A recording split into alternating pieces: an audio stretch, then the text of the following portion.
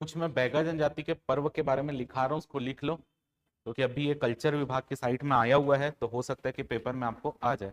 जो नोट्स में नहीं लिखा हुआ है या लिखा भी हुआ है तो बैगा जनजाति में किस लिए मनाता है वो आपके लिए इंपॉर्टेंट है वहां पर। तो हेडिंग डाल लेना बैगा जनजाति के पर्व।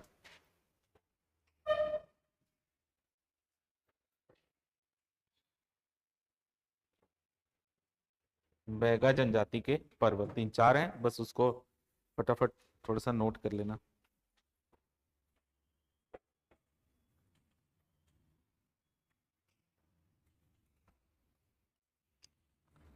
इसको थोड़ा सा जो अपन नॉर्मल पर्व पढ़े हैं ना उससे थोड़ा सा मतलब अलग है यहाँ पर, भली वही पर्व उसमें लेकिन अलग अलग चीजें होती हैं।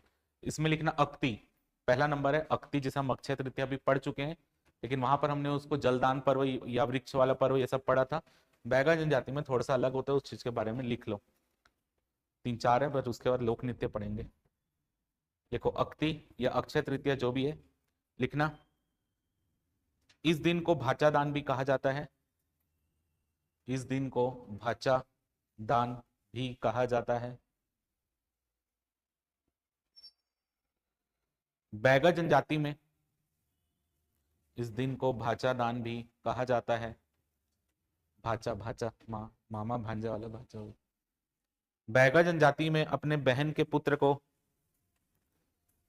बैगा जनजाति में अपने बहन के पुत्र को उसकी इच्छा के अनुसार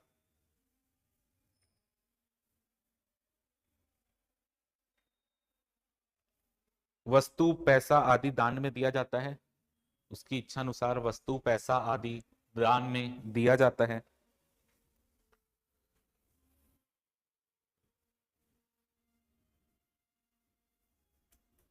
अगला पॉइंट लिखना, बैसाख माह में, बैसाख माह में अक्ति के दिन ही बैगा जनजाति में, बैसाख माह में अक्ति के दिन ही बैगा जनजाति में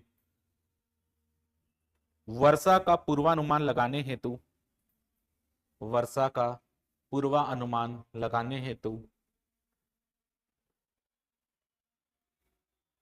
हांडी देखने की एक प्रक्रिया की जाती। हांडी यानी जो बर्तन रहता है पानी वानी वाला, हांडी देखने की एक प्रक्रिया की जाती है।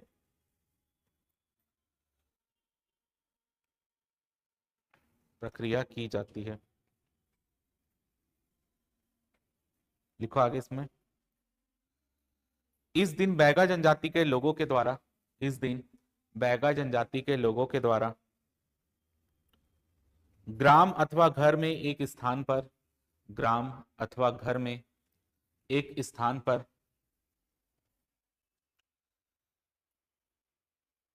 सूखी मिट्टी के 4 ढेले बनाकर रखते हैं। सूखी मिट्टी के 4 ढेले यानी वही मिट्टी को जोड़ के एक सूखी मिट्टी के 4 ढेले बनाकर रखते हैं, जिसे वह क्रमशः, जिसे वह क्रमशः आषाढ़ कौमा सावन कौमा भादो कौमा क्वार यानी अश्विन, जिसे वह क्रमशः आषाढ़ सावन भादो व क्वार माह को इंगित करता है। मतलब 4 ढेले बना दिए, एक ढेले को बोल दिए आषाढ़, एक को बोल दिए सावन, एक को बोल दिए भादो और एक को बोल दिए क्वार। अब इन लोग क्या करते हैं, जैसे जो ढेला बन गया, मान लेते हैं 4 ढेले बन के उन्होंने रख दिया, एक को बोल दिया आषाढ़ सावन भादो अश्विन। अब इसमें क्या करते हैं 9 दिन तक, मतलब इसमें क्या करते हैं एक पूरा एक पानी का लेते हैं और पानी इनमें डालकर रख देते हैं, मतलब ऊपर से पानी डालकर रख देते हैं और 9 दिन तक ये प्रक्रिया दोहराई जाती है। और 9 दिन बाद देखा जाता है कि कौन सा ढेला जो है वो ज्यादा गिल्ला है, तो जो ढेला ज्यादा गिल्ला होगा तो माना जाएगा उसी महीने में उनकी ज्यादा बारिश होगी और उसी अनुसार वो अपनी फसल बोएंगे। समझ आ गया, जिस महीने में ज्यादा पानी आएगा तो उस हिसाब से वो फसल बोते हैं। तो लिखना है इसमें, मतलब यहाँ पर पर्टिकुलर उन लोग ऐसा पानी नहीं डालते ना, हांडी रखते हैं, जैसा हम हांडी अवलोकन बोले ना, तो उसके ऊपर वो हांडी बना के रख देते, तो पानी रिस रिस के नीचे जाता रहता है 9 दिन तक, तो वो उसी से अनुमान लगाते हैं कि किसमें ज्यादा पानी गिरेगा। लिखना है इसमें, इन ढेलों के ऊपर पानी से भरा एक मिट्टी की हांडी रखी जाती है। इन ढेलों के ऊपर पानी से भरा एक मिट्टी की हांडी रखी जाती है और 9 दिनों तक अवलोकन किया जाता है, और 9 दिनों तक अवलोकन किया जाता है।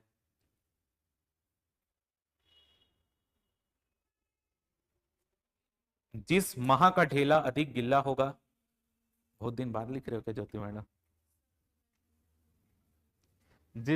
जिस माह का ढेला अधिक गिल्ला होगा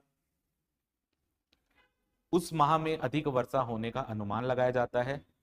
जिस माह का ढेला अधिक गिल्ला होगा उस माह में अधिक वर्षा होने का अनुमान लगाया जाता है और उसी आधार पर फसल बोई जाती है। और उसी आधार पर फसल बोई जाती है। और ये जितने भी हम आज लिख रहे हैं ना, आपको नॉर्मल बुक में नहीं मिलेगा ना, तो इसको अच्छे से पढ़ लेना, क्योंकि पीएससी आजकल ऐसे नए नए टाइप के क्वेश्चन दे रहा है, व्यापम में भी आ जा रहे हैं। जिस माह में का ढेला अधिक गिल्ला होगा उस माह में अधिक वर्षा का अनुमान होता है और उसी के अनुसार फसल का बुआई का कार्य होता है। आप शॉर्टकट में लिख लियो। कौन सी भाषा में लिखो? देवनागरी में लिखो। कोकिला वाली। चलो, हो गया अक्ति। अगला लिखो बिदरी पर्व। बिदरी।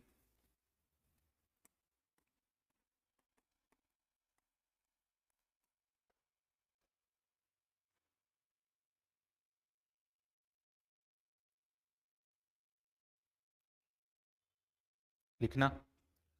बैसाख माह में अक्ति के दिन ही, बैसाख माह में अक्ति के दिन ही बैगा जनजाति के लोग धरती पूजा करते हैं। बैगा जनजाति के लोग धरती पूजा करते हैं।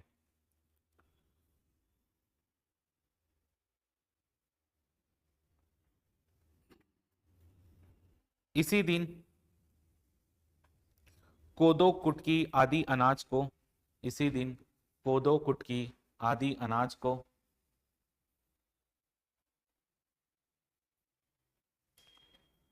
ये बैगा जनजाति के पर्व लिख रहे हैं आशीष जी। इसी दिन कोदो कुटकी आदि अनाज को फसल बुआई के पूर्व बैगा के द्वारा, फसल बुआई के पूर्व बैगा के द्वारा विशेष पूजा की जाती है। कोदो कुटकी आदि अनाज को फसल बुआई के पूर्व बैगा के द्वारा विशेष पूजा की जाती है, जिसे बीज बनाना कहा जाता है। जिसे बीज बनाना कहा जाता है।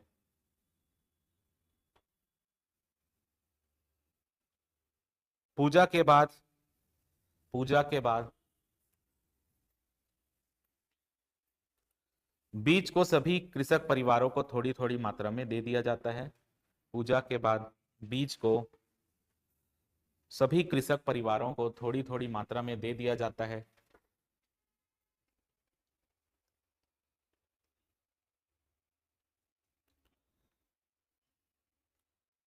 और परिवार उस बीज को अपनी बुवाई के लिए, और परिवार उस बीज को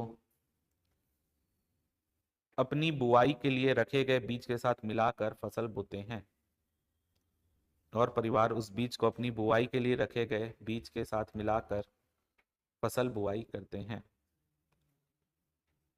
कौन सा बुआई? 2-3 बार बुआई है तो कौन सा बुआई में, ये बता पहले।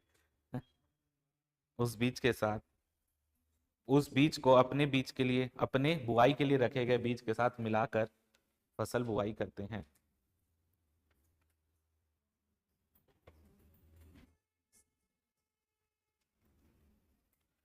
अगला लिखना है हरेली। लेकिन हरेली में जो इंपॉर्टेंट चीज है, जो एक्स्ट्रा चीज है, जो अपने पहले नहीं पढ़े, बस वो चीज लिखना है। हरेली। हाँ, बैगा सभी बैगा के हैं, जितने भी हम पढ़ रहे हैं सभी बैगा जनजाति के ही हैं। हाँ हाँ, बैगा जनजाति के। लिखो अगला हरेली। अब वो तो आपको पता ही है कब होता है, सावन महीने के अमावस्या को होता है, बस उसमें एक चीज एक्स्ट्रा लिखना है। बैगा जनजाति के लोग हरेली का त्योहार, बैगा जनजाति के लोग हरेली का त्योहार सावन महीने की कृष्ण अष्टमी को मनाते हैं। बाकी जगह कब होता है? अमावस्या के दिन होता है। इन लोग सावन महीने के कृष्ण अष्टमी को मनाते हैं।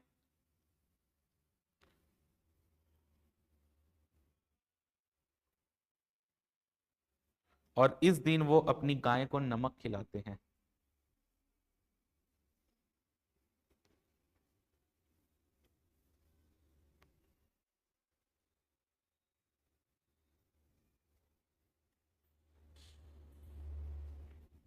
एक्चुअली वो मिट्टी में नमक डाल देते हैं, फिर गाय खाती तो मिट्टी भी कुछ कुछ खा लेती है साथ में, और ऐसा माना जाता है उसके पेट की शुद्धि के लिए खिलाया जा रहा है। ठीक। अगला लिखना है देवली। देवली।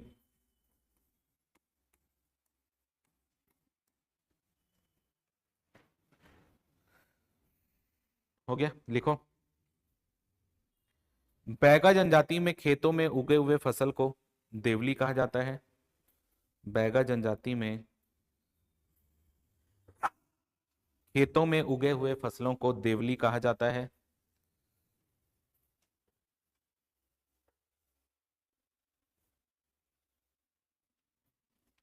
बैगा जनजाति सावन महीने में, बैगा जनजाति सावन महीने में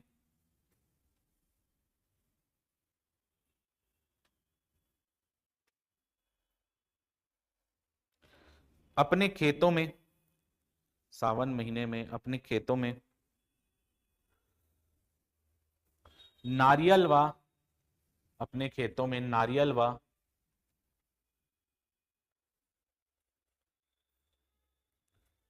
काले या भूरे मुर्गे की पूजा कर, काले व भूरे, काले या भूरे मुर्गे की पूजा कर अपने खेतों की फसलों को उखाड़ता है।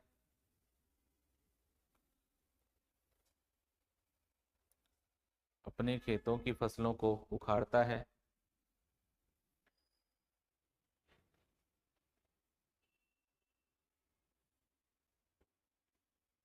और उसे अपने ठाकुर देव को समर्पित करता है, और उसे अपने ठाकुर देव को समर्पित करता है।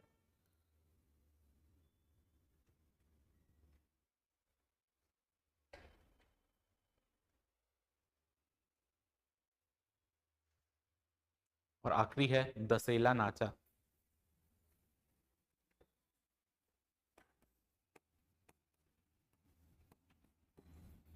और ये आ सकता है पेपर में,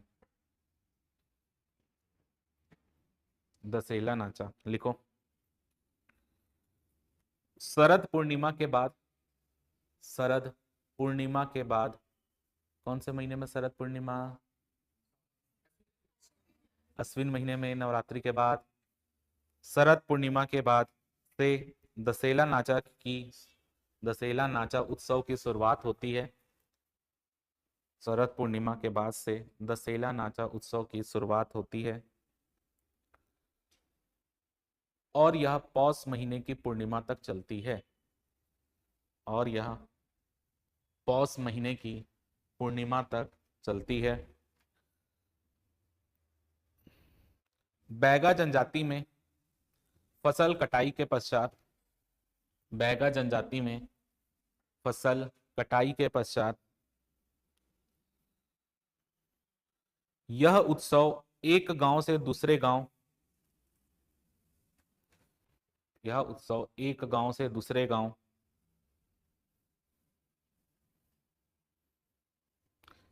एक टोली या समूह में जाकर खुशहाली के रूप में मनाया जाता है। एक टोली या समूह में जाकर खुशहाली के रूप में मनाया जाता है।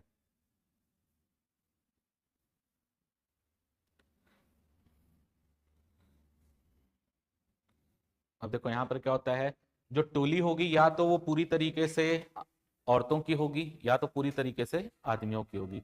ठीक है। अगर आदमी की टोली जा रही है अपने गांव से दूसरे गांव, तो दूसरे गांव में पहले ही बता दिया जाएगा कि आदमी की टोली आने वाली है। अब आदमी की टोली दूसरे गांव जाएगी तो उसका स्वागत करने वहां पे अगर आदमियों की जा रही तो स्वागत करने वहां महिलाएं आएंगी। समझ आ गया? उन टोली का स्वागत महिलाएं करेंगी और फिर वो गांव में जाकर दशेला नाच करेंगे। ठीक है। उल्टा सेम, अगर वो टोली लड़कियों की है तो वहां पर कौन जाएगा स्वागत करने? लड़के आएंगे। वो विवाहित भी हो सकते हैं, अविवाहित भी हो सकते हैं। समझ आ गया? तो यही है दशेला नाच, और कुछ नहीं।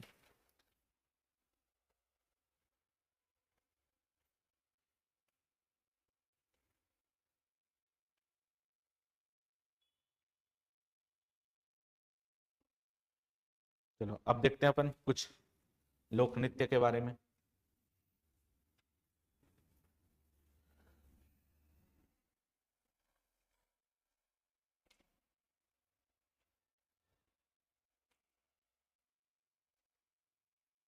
पढ़ो जब तक जो लिखे हो।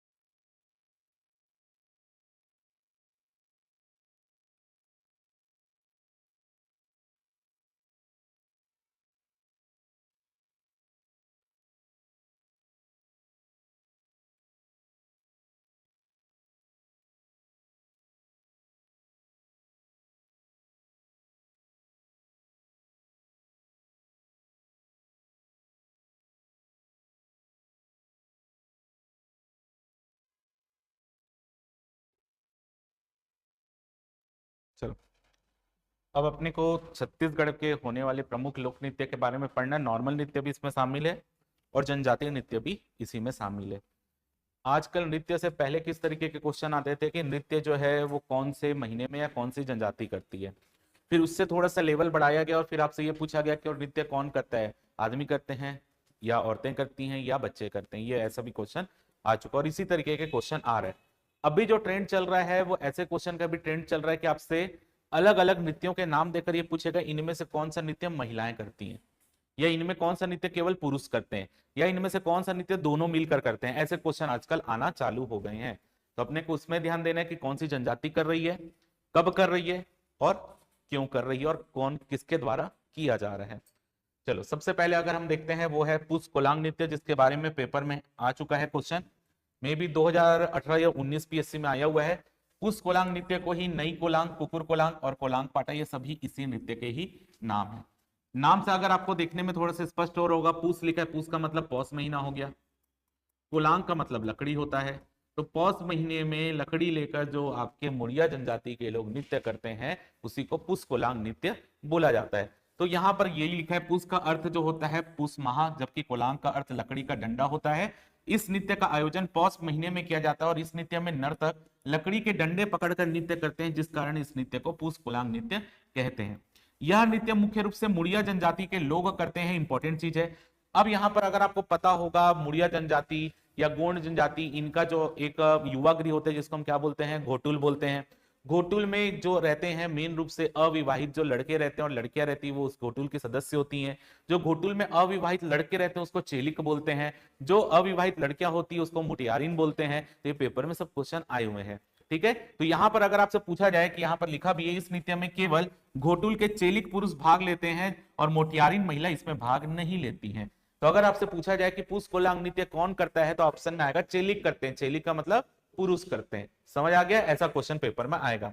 मुड़िया जनजाति में मान्यता है कि इस परंपरा का जन्म लिंगोदेव से जुड़ा है। लिंगोदेव जो है घोटुल के सबसे प्रमुख देवता, व्यापम के भी पीछे कुछ पेपर में क्वेश्चन आया था कि घोटुल के सबसे प्रमुख देवता कौन होते हैं, तो लिंगोदेव होते हैं। तो लिंगोदेव से जुड़ा हुआ है पुष कोलांग नृत्य। देखो क्या होता था, लिंगोदेव जो है वो अपने साथ ना जब भी यात्रा में जाते थे, पुष कोलांग नृत्य भी क्या होता है, एक जगह से दूसरी जगह जाकर किया जाता है। तो पुष कोलांग नृत्य करने जब लिंगोदेव जाते थे ना तो अपने साथ शेर को लेकर जाते थे।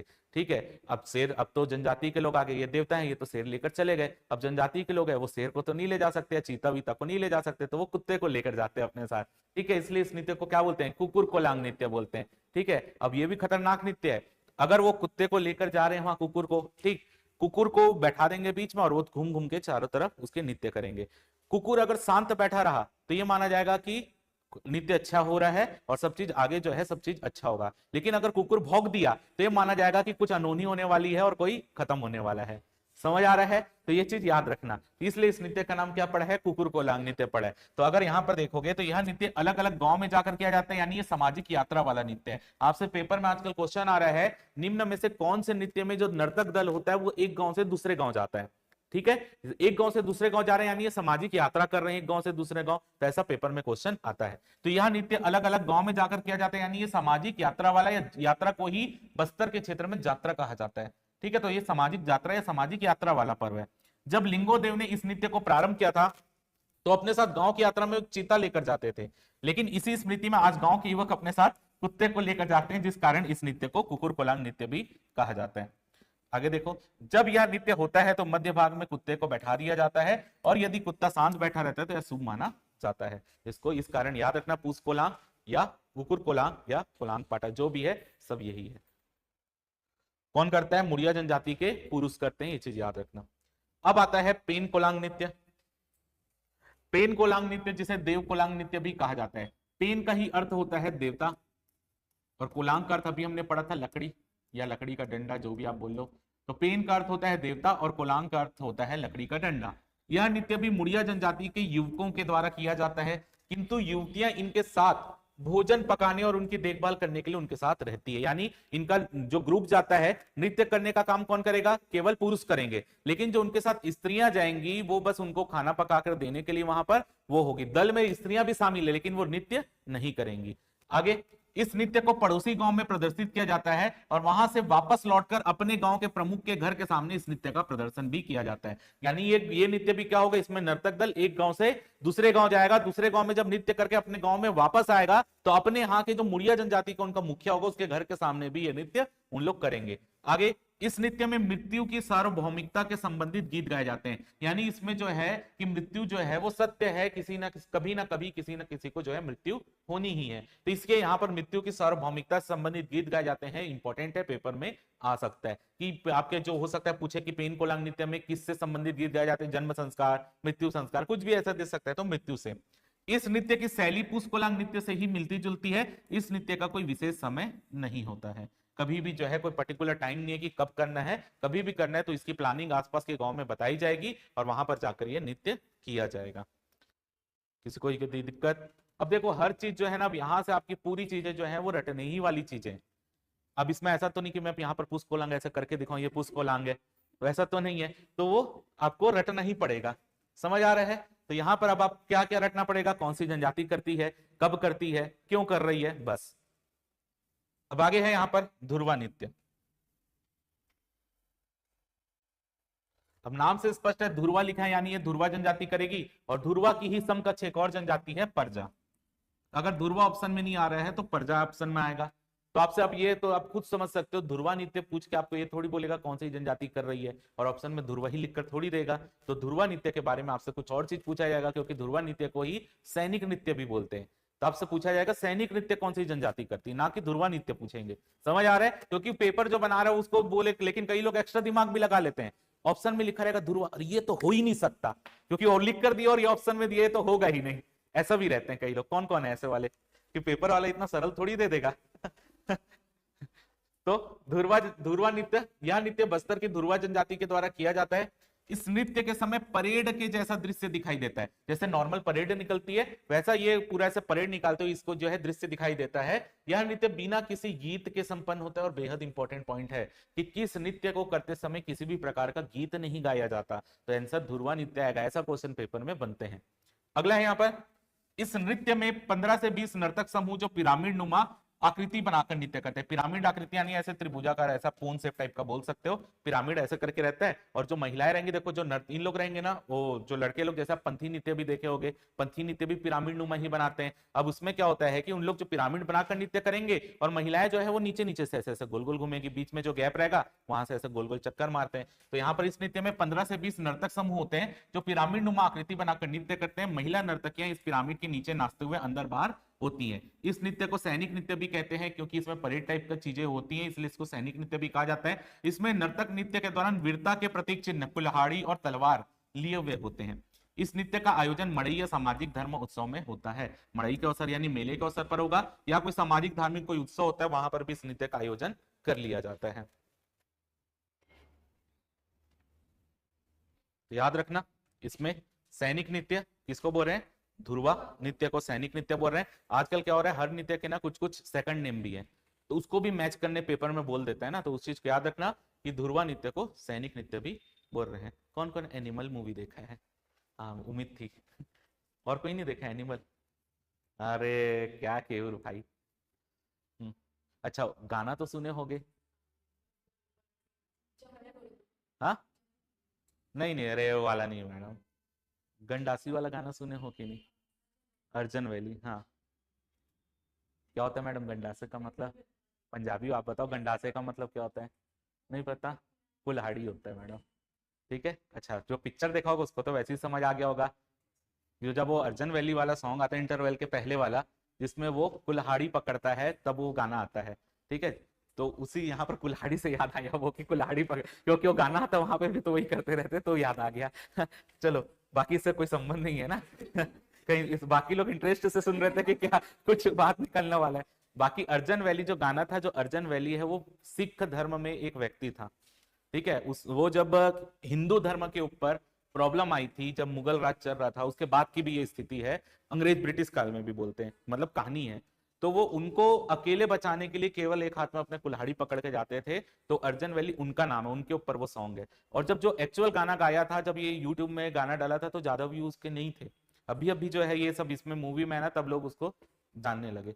तो और वो वही सिंगर उस पिक्चर में भी गाया। तो अर्जन वैली एक्चुअल में सिख धर्म में एक व्यक्ति था। ठीक है, चलो अब देखते हैं। ये अच्छा है नृत्य, देखो भाई लोग उठाए हुए हैं, भाटा खाई नृत्य। अब ऐसा भाटा खाई का मतलब नहीं कि भाटा खा के नृत्य कर रहे हैं, ये नहीं है। ठीक है, भाटा खाई जो नृत्य है, ये बस्तर का यह नृत्य है, बत्रा जनजाति में प्रचलित है। इसमें क्या होता है, विवाह मंडप में तेल हल्दी रस्म के समय भाटा खाई की रस्म की जाती है। इस अवसर पर दूल्हे और दुल्हन को पीछे कमर के ऊपर चढ़ाकर मंडप में ही यह नृत्य किया जाता है। देख लो कर रहे हैं। यह रस्म दोरला जनजाति में भी होती है, लेकिन दोरला जनजाति में एक विशेष रस्म होती है जिसमें दूल्हा हो या दुल्हन हो, उनको अपने जो कमर में कौन उठाएगा, वो उठाएंगी महिलाएं। यहाँ पर पुरुष उठा रहे हैं क्योंकि ये जो बत्रा जनजाति वाले हैं। अगर यही नृत्य दोरला जनजाति के करते हैं तो उनको जो उठाकर नृत्य करती हैं वो महिलाएं होती है। तो आपसे क्या क्वेश्चन हो सकता है, भाटा का नृत्य किस रस्म संबंधित है? विवाह से संबंधित है, ऐसा क्वेश्चन हो सकता है। तो ये फोटो देख लेना, अगर याद ना हो तो फोटो याद कर लेना थोड़ा सा। ये देखो, ठीक है, इसी को याद करके मार लेना फिर। ये देखो चेहरा भी छुपा रही है बेचारी। चलो अगला देखते हैं, कक्सार नृत्य। इंपॉर्टेंट है, युवा वर्ग के लिए बहुत इंपॉर्टेंट पर्व है ये। चलो, कक्सार जो है इस नृत्य में अबूझमाड़ में रहने वाली अबूझमाड़िया जनजाति के लोगों के द्वारा किया जाने वाला पर्व है, या नृत्य है, पर्व नहीं नृत्य है। कक्सार पर्व भी होता है ना, उसका अवसर पर ही होता है। यह एक धार्मिक नृत्य पर्व है जिसमें दो पक्ष होते हैं। प्रथम गोत्र देवता की पूजा अर्चना करना, तथा द्वितीय गांव में निवास करने वाले जनमानस की समृद्धि के लिए कुल देव से आशीर्वाद प्राप्त करना। यानी यहाँ पर वो क्या करते हैं, कक्सार नृत्य के अवसर पर पहले तो अपने गोत्र देवता की पूजा करते हैं, और गोत्र देवता की पूजा करने के बाद अपने गांव की समृद्धि के लिए वो क्या करते हैं, यहाँ पर आशीर्वाद उनसे मांगते हैं। अब आशीर्वाद मांग लिए, अब गांव की समृद्धि करना है, तो गांव की समृद्धि कैसे होगी? कैसे होगी गांव की समृद्धि? या तो आपका अनाज अच्छे हो, वो देखा जाएगा। तो अब यहाँ पर क्या है, प्रथम पक्ष के अंतर्गत कक्सार नृत्य के एक दिन पूर्व संबंधित गांव के गोत्र देवता की गांव गुड़ी में आगमन होता है। इसी समय नगाड़ा बजाया जाता है और सामूहिक भोज का प्रारंभ किया जाता है। दूसरे पक्ष के अंतर्गत अतिथि देवों को स्नान कराने के लिए नदी व जलाशय ले जाया जाता है, और स्नान के बाद देवताओं को मयूर पंख लगाया जाता है। इस नृत्य की कोई विशेष तिथि नहीं है, लेकिन मुख्य रूप से यह नृत्य ग्रीष्म ऋतु के समापन और वर्षा ऋतु के प्रारंभ के समय किया जाता है। यानी जब गर्मी खत्म हो रही है और वर्षा ऋतु आने वाली है, तो बीच की अवधि में यह नृत्य किया जाता है। यह एक ऐसा पर्व है जिसके साथ ही आदिवासी गांव में विवाह उत्सव का काल प्रारंभ होता है। अब देखो क्या होता है इसमें, अब उन लोग नृत्य कर रहे हैं, तो नृत्य लड़का लड़की कर रहे हैं, तो उससे पूछ लेते पसंद आ रहा है मेरा नृत्य, तो बोलती है हाँ तो ठीक है शादी कर लेते हैं। दूसरे से पूछते हैं, तो ये नृत्य मतलब ये पेपर में आया हुआ क्वेश्चन है कि कौन से नृत्य करते समय वैवाहिक संबंध तय होते हैं, तो कक्सार नृत्य। तो याद रखना, जैसे आप देखते हो ना डांडिया खेलने जाते हैं, तो डांडिया तो छोड़ो बाकी चीजें हो जाती, डांडिया बस नहीं होता, बाकी चीजें हो जाती है। तो वैसे यहाँ पर है, कक्सार नृत्य करते समय याद रखना वैवाहिक संबंध। भली हम हंसी मजाक में पढ़ रहे हैं, ये चीजें आपको मैं इसलिए बोल रहा हूँ क्योंकि पेपर में ये सब चीजें याद आएंगी आपको, नहीं तो नृत्य तो इतने सारे आप भूल जाओगे उस चीजों को। तो याद रखना कक्सार नृत्य करते समय वैवाहिक संबंध तय होते हैं, ये पेपर में आया हुआ क्वेश्चन है, तो इसको हमेशा याद रखना। कक्सार नृत्य की रात युवक युवतियों के लिए नृत्य गान और रास रंग की रात होती है, इसमें वैवाहिक संबंध भी तय किए जाते हैं। देख लो ये ऐसा होता है कक्सार नृत्य, इसको क्या बोलते हैं, मांदर बोलते हैं। ठीक है, तो ये ऐसा कक्सार नृत्य होता है। अब ऐसे ही आपको इन लोग रात के समय, ये तो दिन का समय, रात के समय भी नृत्य होता है, तो उसमें कक्सार नृत्य याद रखना। अब है सरहुल नृत्य। सरहुल हमने पढ़ा था, कब होता है सरहुल पर्व? चैत्र माह की, ऑप्शन में दोनों आएगा मैडम। चैत्र माह की पूर्णिमा को सरहुल पर्व होता है, और सरहुल पर्व के अवसर पर ही जो नृत्य किया जाता है उसी को सरहुल नृत्य बोलते हैं। तो यहाँ पर उराव जनजाति के द्वारा यह नृत्य किया जाता है।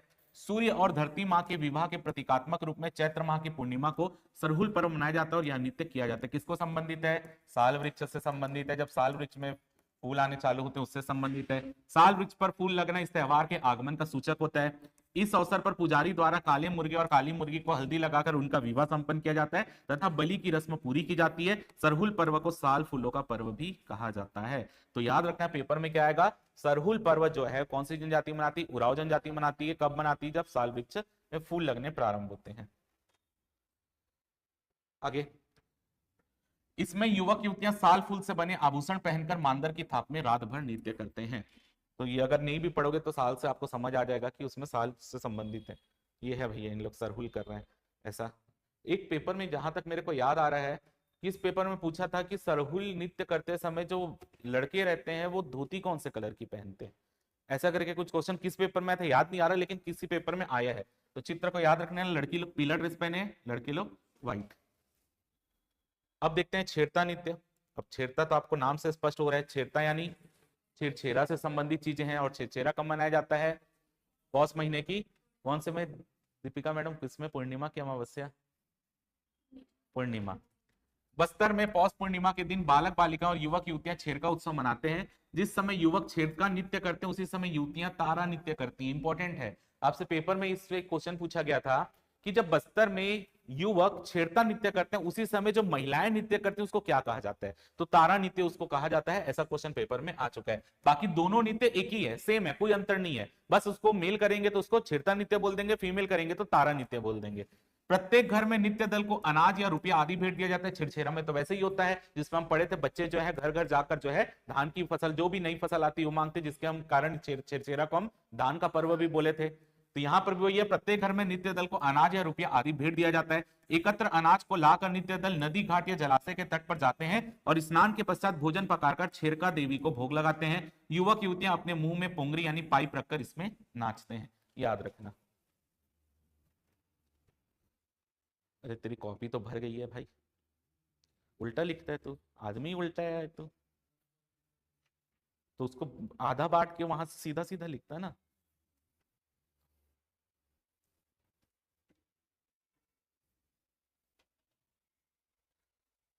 अगला देखते हैं हुल्की नृत्य। ये भी पेपर में आया हुआ क्वेश्चन है हुल्की नृत्य के बारे में। हाँ, देखिए, हाँ, यह नृत्य मुड़िया जनजाति का मनोरंजन प्रधान नृत्य है, मनोरंजन के लिए किया जाता है। इस नृत्य के माध्यम से जो युवा नर्तक रहते हैं ये सामाजिक यात्रा करते हैं। अब घर जाकर आज सबसे पहले इंपॉर्टेंट चीज ये करना कि इसमें हम एक गांव से दूसरे गांव जाके जनजाति या नर्तक दल नृत्य कर रहे हैं उसको एक जगह लिख लेना। इस नृत्य के माध्यम से युवा नर्तक सामाजिक यात्रा करते हैं। यह यात्रा पड़ोस के गांव में होती है और गांव के प्रत्येक घर के सामने यह नृत्य किया जाता है। इस नृत्य को कोकटी नृत्य भी कहा जाता है, नहीं कहा जाता, नहीं कहा जाता है, कोकटी नृत्य भी कहा जाता है, याद रखना। सैनिक नृत्य का क्या नाम था? धुरवा। यहाँ पे कोकटी नृत्य। नृत्य में शामिल प्रत्येक सदस्य को गांव में अनाज रुपया व शराब भी देते हैं। वाह। अगला देखते हैं प्रजा नृत्य। प्रजा नृत्य का पहले इंपॉर्टेंट नाम, इसको चूहा खादी नृत्य भी कहा जाता है। प्रजा नृत्य को चूहा खादी नृत्य भी कहते हैं। यह नृत्य प्रजा जनजाति के द्वारा किया जाता है। यह नृत्य समूह में किया जाता है यानी ग्रुप में किया जाता है। इस नृत्य में युवक युवतियां दोनों शामिल होती हैं। मुख्य रूप से यहाँ पर मुख्य रूप से यह नृत्य जब फसल लहरा रही होती है या फसल कट चुकी होती है तब आदिवासी किसान खुशी में यह नृत्य करते हैं। इस नृत्य का आयोजन सामाजिक उत्सव व मड़ई में भी किया जाता है। इसको चूहा खादी नृत्य भी कहते हैं। तो अधिकतर देखोगे आप हर नृत्य का या तो वो फसल से रिलेटेड नृत्य हो रहा है या उसमें सामाजिक यात्रा कर रहे हैं, तो उसी से रिलेटेड नृत्य है, बस नाम थोड़े से बस चेंज है। अब कर्मा नृत्य देख लेते हैं। कर्म पर्व कब मनाते हैं? क्या क्या होता है दीपिका मैडम? हम्म हम्म हम्म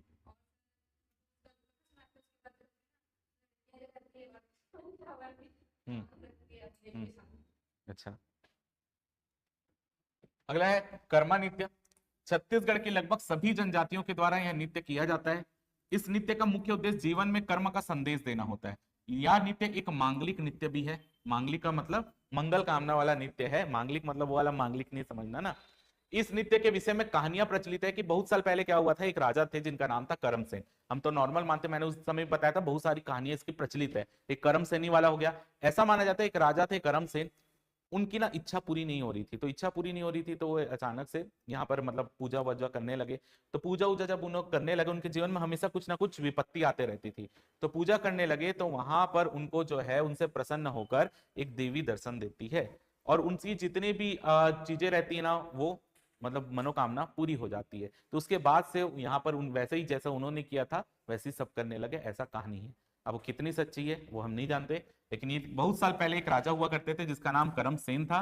जब उसके जीवन में विपत्ति है तो उसने हिम्मत नहीं हारी और उसने भगवान के सामने मन्नत मानी और उनके सामने नृत्य करते हुए गीत गाने लगे। धीरे धीरे उनकी सारी समस्याएं दूर हो गई और इस समय इस नृत्य और गीत को राजा के नाम पर ही कर्मा नृत्य कहा जाने लगा, ऐसा बोलते हैं। कई लोग इस नृत्य की आराध्य देवी कर्मसेनी को मानते हैं, जो हमने पहले भी पढ़ा था। तो कोई लोग इसमें विश्वकर्मा को भी आराध्य देव मानते हैं। इसको एक्स्ट्रा पॉइंट है, इसको लिख लेना।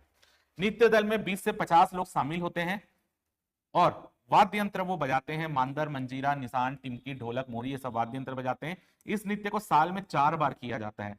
पहला एकादशी के दिन, जिसको हम कर्मा नृत्य बोलते हैं, जो मैडम ने अभी भी बताया था। इसके अलावा नवाखाई के अवसर पर भी यह नृत्य किया जाता है। नवाखाई के अवसर पर जब कर्मा नृत्य करते हैं तो वो संतान की मंगल कामना के लिए अठई कर्मा नृत्य करते हैं। यानी कर्मा नृत्य के टाइप है। नॉर्मल कर्मा नृत्य कौन सा होता है? एकादशी के दिन। कौन से एकादशी के दिन? महीना भाद्र महीने के शुक्ल एकादशी को मेन होता है वो। नवाखाई के अवसर पर संतान की मंगल कामना के लिए अठई कर्मा नृत्य होता है। भाई बहन की प्रेम संबंधित के लिए दसई कर्मा नृत्य होता है, और यह दसई कर्मा नृत्य भी आपका मेन रूप से जब होता है भाद्र महीने में ही होता है, और दीपावली के दिन होता है कर्मा नृत्य, जो कि इसको भी मुख्य माना जाता है। लेकिन ये और ये वाला सेम होता है, जो एकादशी के दिन हो रहा है वही वाला दीपावली के दिन भी होता है। तो 4 टाइम मनाया जाता है। एकादशी जो नॉर्मल भाद्र महीने के, और भाद्र महीने के 10वें दिन दसई कर्मा नृत्य होता है। अगला है सूर्यास्त के पूर्व कर्मा वृक्ष की पूजा कर कुल्हाड़ी के एक वार से डाल को काटकर उसे जमीन में गाड़कर उसी के चारों ओर घूमकर युवक युवती नृत्य करते हैं। यानी सूर्यास्त के पहले कर्मा वृक्ष, जो कर्म वृक्ष होता है, कर्म वृक्ष को काटते हैं और उसको एक वार से ही काटना होता है, और उसकी जो डाली होती है उसको वहां पर गाड़ देते हैं और उसी के चारों तरफ घूम घूम कर ये नृत्य कर रहे हैं लोग। अगला देखते हैं चेरहे नृत्य।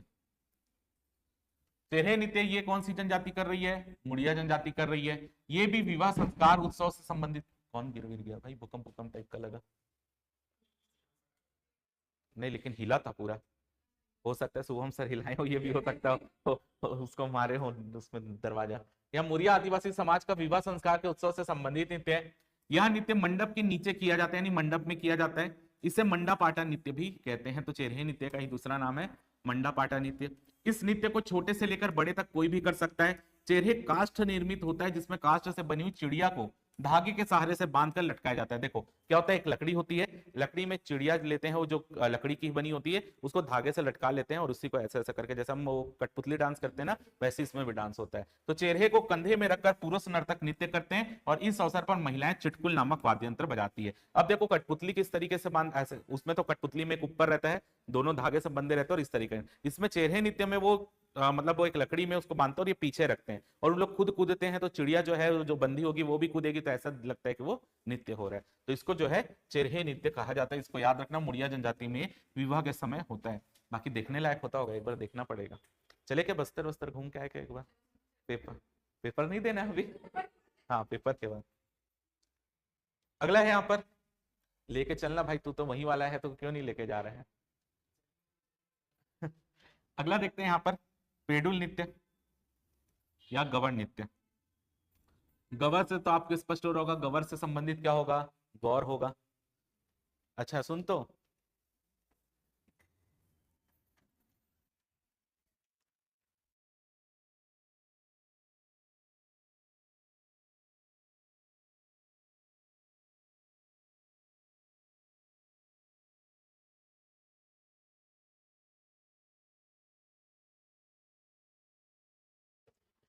चलो। गवर नृत्य या पेडुल पाटा नृत्य। पेडुल एक नृत्य है, जबकि पाटा एक प्रकार का गीत है। यह नृत्य भी विवाह के अवसर पर किया जाता है। कि दूसरा काम क्या है घर जाके नोट करने का, विवाह के अवसर पर कौन कौन से नृत्य होते हैं। यह नृत्य दंडामी माड़िया जनजाति का नृत्य है। यह भी आपके लिए इंपॉर्टेंट है, दंडामी माड़िया जनजाति करती है। इस नृत्य में अधिकांशतः अविवाहित युवक युवतियां ही सम्मिलित होती हैं। पुरुष नर्तक सिर पर जंगली भैंसा, जिसे हम बाइसन हॉर्न कहते हैं, उसके जो है गौरमाओं या परिमा भी उन्हें कहा जाता है, जिसके सिंग को धारण करके नृत्य करते हैं। इसी टाइप के गौर नृत्य किसको हम क्या बोलते हैं, गौर नृत्य बोलते हैं। ठीक है, तो यहाँ पर याद रखना सिंग को धारण करके नृत्य करते हैं।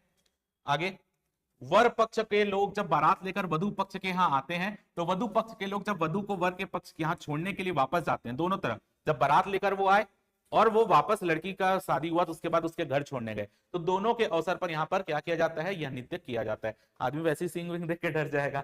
आगे हो गया, उतना ही है। तो गवर नृत्य या पेडुल नृत्य, गवर नृत्य या पेडुल नृत्य याद रखना विवाह से संबंधित है, दंडामी माड़िया जनजाति करती है। और तीसरा, वर पक्ष जब वधु पक्ष मतलब बारात लेकर जा रहे हैं तब भी होगा, जब विदाई करके लेके जा रहे हैं तब भी होगा, वहां पहुंचेंगे मतलब दोनों के घर में होगा। आगे देखते हैं रीलो नृत्य या रेला नृत्य।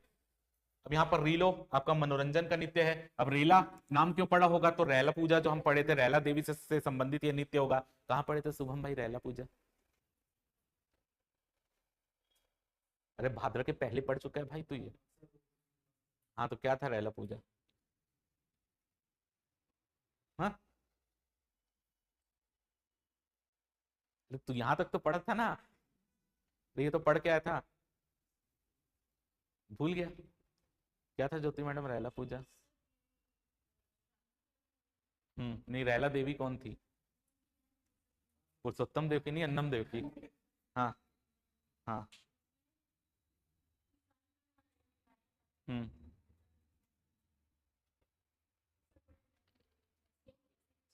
हम्म हम्म मिर्गान जाति के, अरे वो ऐसे तो खिलजी लेकर जाते हैं। हाँ मतलब अपने घर से निकालते हैं, तो फिर वो फिर गांजा के लोग तो अपनाते हैं और उसके बाद वो सुसाइड कर लेती है उसमें गोदावरी नदी में, और उसके बाद उसका साल का मतलब श्राद्ध मनाते हैं। कब मनाते हैं?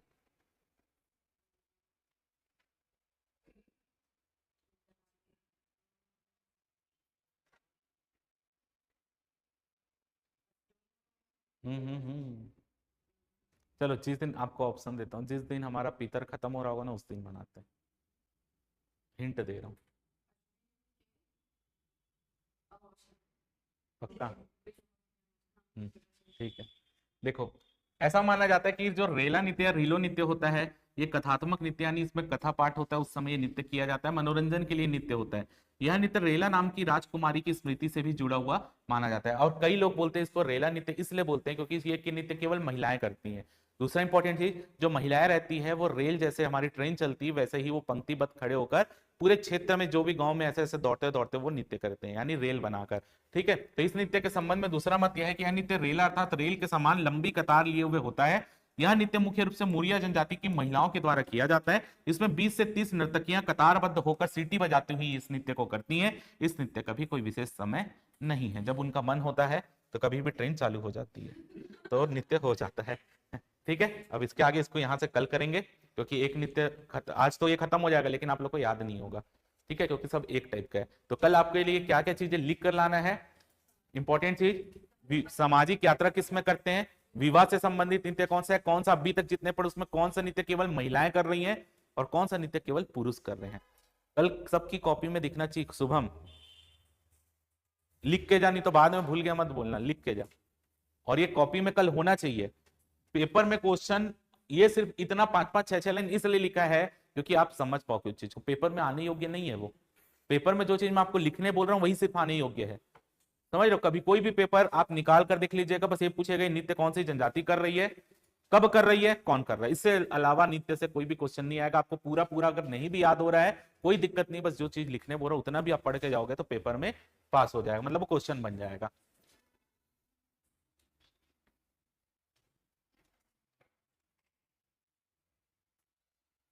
और जितना भी पीछे हुआ है कर लो आप, जितना भी पीछे हुआ है कल पढ़ के आना ही है क्योंकि कल हमारा नृत्य खत्म हो जाएगा, गीत भी चालू हो जाएगा। और लोकगीत जहां पर कंप्लीट है उसके बाद हमको प्रशासनिक प्रतिवेदन पढ़ना है, जिसमें आप आजकल जो क्वेश्चन पेपर में आ रहे हैं कि माड़ा क्षेत्र कौन सा है, ये सब क्वेश्चन आ रहे हैं, उसको पढ़ना है।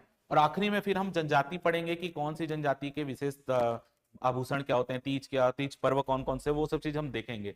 तो वो जितनी चीजें हम कल जो हमारा गीत हो जाएगा, उसके बाद प्रशासनिक प्रतिवेदन, 90% क्वेश्चन आपका कल्चर से वहीं से आएंगे जितना आपके हो गए हैं। मतलब एक तो आपका पहले हम पढ़ लिए पर्व, उसके बाद हम आज लोक नृत्य देख रहे हैं, विवाह संस्कार देख लिए हैं, एक जन्म संस्कार, उसमें तो 2 ही गीत हैं, वो पढ़ना है, वो लोकगीत के साथ ही हम पढ़ लेंगे कल।